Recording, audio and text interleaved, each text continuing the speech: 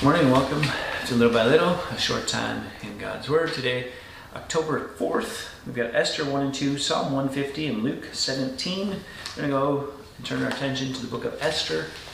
And again, when we read stories like this, it's not so that we want to see Jesus in them, right? Like, where is God at work in these places and in these stories?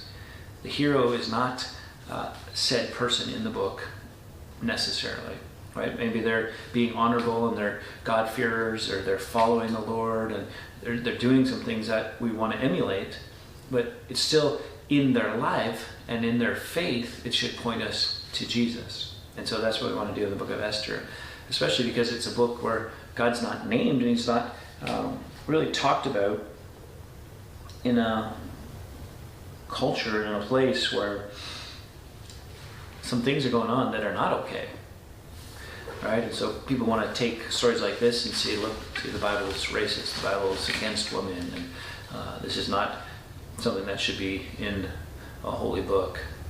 And yet what it does is it's historical, and so it gives history, and in and through that, God is still at work. Just because it's written down doesn't mean it's recommended or that God's approving of it or thought this was the best, right? This is just what happened. And out of the mess of this world, that's why we need Jesus. Out of the heartache and the hardships, out of the utter disregard for women that goes on in this culture that we're reading about in Esther, in the days of Ahasuerus, who reigned from India to Ethiopia over 127 provinces. There's no place here that God's like, and they did great. You know, they were treating women wonderfully, right? That's not a thing. And so you got to be careful where we want to get our theology from, saying this is how we need to rebel, you know, as women, or, you know, this is what's not okay with God and with the church today. Let's just take a step back and realize this is a difficult situation. This wasn't God's plan, you know, but he allowed it. Yeah, he's allowed a lot of things in this world that we might go, why? Because many of them show and demonstrate the depravity that we are apart from God, how sin infiltrates and infects everyone and everything. And what we can see in Esther is that through the junk, God is still at work.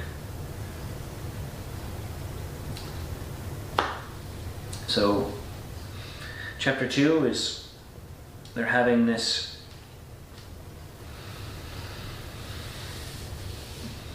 beauty pageant, if you will, that lasts for quite a long time, and Esther is going to be chosen.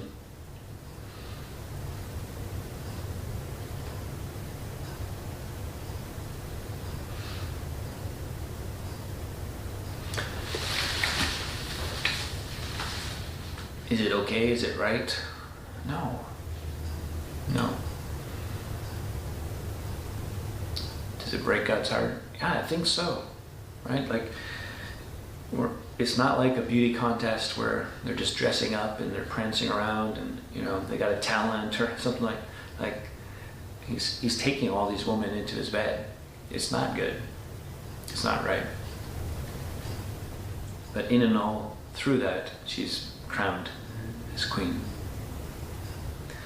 And then she has Mordecai, who was like an uncle, and he figured out that there was some plot against the king, and he came and told this to Queen Esther, and Esther told the king in the name of Mordecai, and this was recorded.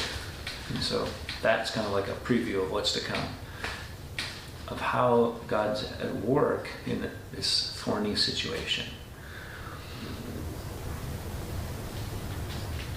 So remember, this is not, what it does is it gives us an idea that in a place and in a time where our culture is turned from God, we can still do honorable things in the midst of chaos, in the midst of evil. And so Mordecai becomes that example, and Esther is going to be that example as well. And all of this points to the desperate need that we have for Jesus in that culture and day, in our time and culture as well. Till next time, keep growing, little by little.